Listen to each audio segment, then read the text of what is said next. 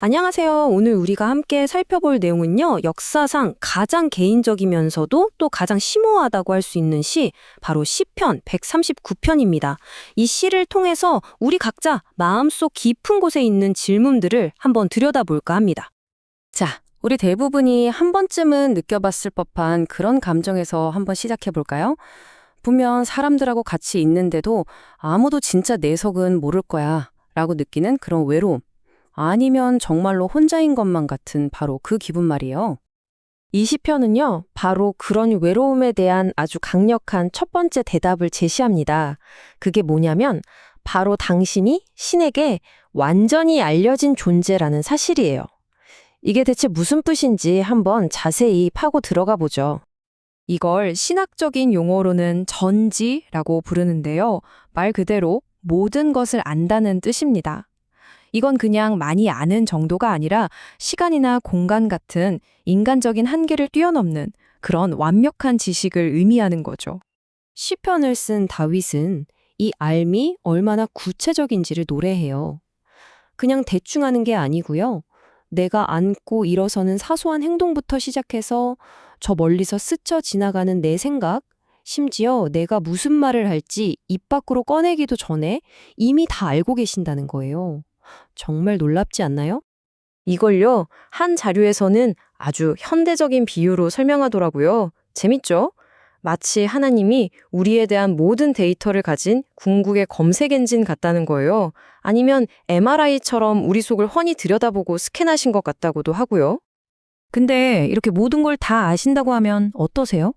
좀 부담스럽거나 뭐랄까 감시당하는 느낌이 들 수도 있잖아요.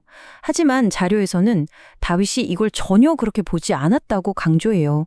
오히려 긍정의 눈으로 봤다는 거죠. 왜냐하면 이 완벽한 알미 바로 나를 돌보고 지켜주시는 것의 가장 기본적인 바탕이 되기 때문입니다.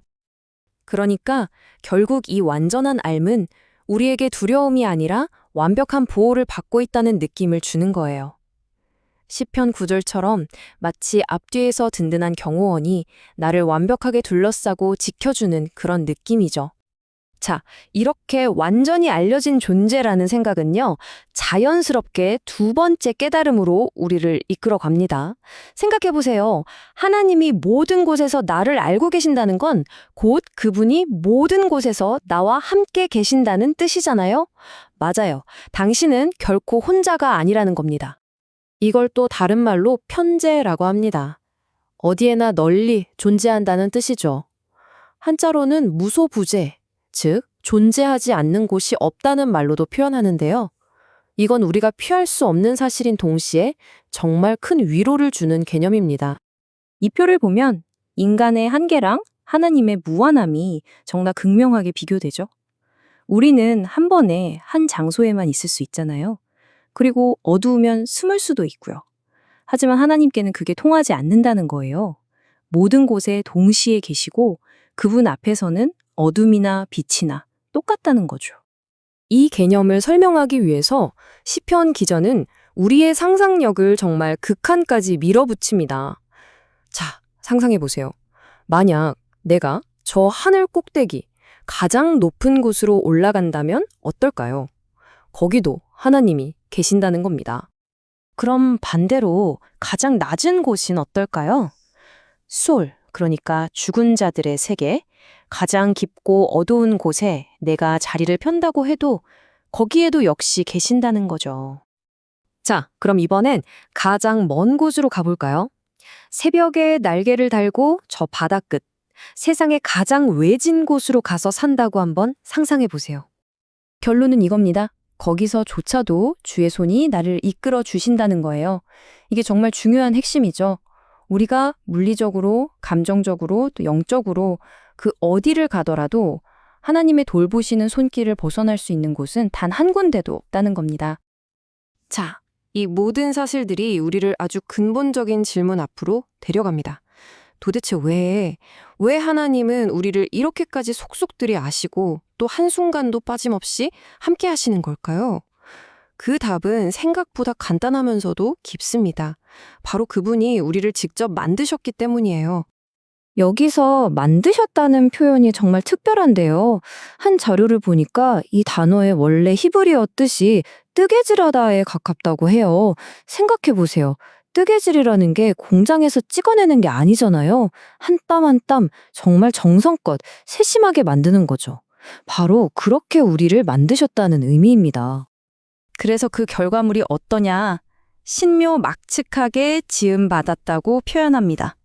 이 말을 한 자료에서는 이렇게 풀어서 설명하더라고요. 와, 정말 숨막히게 아름다운 걸작이구나. 라고요. 우리 한 사람 한 사람이 바로 하나님이 직접 디자인한 세상에 단 하나뿐인 예술 작품이라는 뜻입니다. 이렇게 한 사람 한 사람이 소중하게 창조되었다는 관점은 생명이 시작되는 그 순간까지 거슬러 올라갑니다. 그래서 자료에 따르면 성경적인 관점에서는 생명이 아주 초기 단계인 배아 상태일 때부터 이미 고유하고 존엄한 가치를 지닌다고 보는 거죠. 여기서 한 걸음 더 나아가는데요. 시편은 우리의 몸이 형태를 갖추기도 전에 우리가 살아갈 모든 날들이 이미 하나님의 책에 다 기록되어 있었다고 말합니다. 우리의 인생이 결코 우연이 아니라 처음부터 그분의 계획 안에 있었다는 거죠. 자, 그럼 이 모든 걸 종합해 봅시다. 내가 완전히 알려진 존재이고 결코 혼자가 아니며 정말 놀랍게 창조되었다는 사실. 이 사실이 우리에게 대체 무엇을 의미할까요? 우리는 여기에 어떻게 반응해야 할까요? 솔직히 말해서 이 모든 걸 안다는 건 두 가지 방향으로 갈 수 있을 것 같아요. 그쵸? 이게 엄청난 위로가 될 수도 있지만 한편으로는 굉장한 부담으로 느껴질 수도 있습니다. 시편의 마지막 부분은 우리가 어떤 길을 선택해야 하는지를 보여줍니다. 다윗은 어떻게 했을까요? 그는 도망가거나 숨는 걸 선택하지 않았습니다. 오히려 정반대였죠. 그는 자신을 더 활짝 열어 보였어요. 이 깊은 앓음을 두려움의 대상이 아니라 신뢰의 가장 단단한 기초로 삼은 겁니다. 그리고 마침내 시편 전체의 클라이맥스라고 할 수 있는 이 위대한 기도에 이릅니다. 하나님이여, 나를 살펴보시고 내 마음을 알아주세요. 이건 마치 나를 만드신 창조주께 내 마음속에 숨어있는 버그나 바이러스가 있는지 점검해달라고, 그리고 나를 가장 좋은 길, 영원한 길로 이끌어 달라고 솔직하게 요청하는 것과 같아요. 그래서 우리는 이 마지막 질문과 함께 남게 됩니다. 만약 여러분이 정말로 마음속 깊은 곳으로부터 내가 완전히 알려진 존재이고 결코 혼자가 아니며 놀랍게 만들어졌다는 사실을 믿는다면 그 믿음이 바로 오늘 여러분의 삶을 어떻게 다르게 만들까요? 한번 생각해 보시면 좋겠습니다.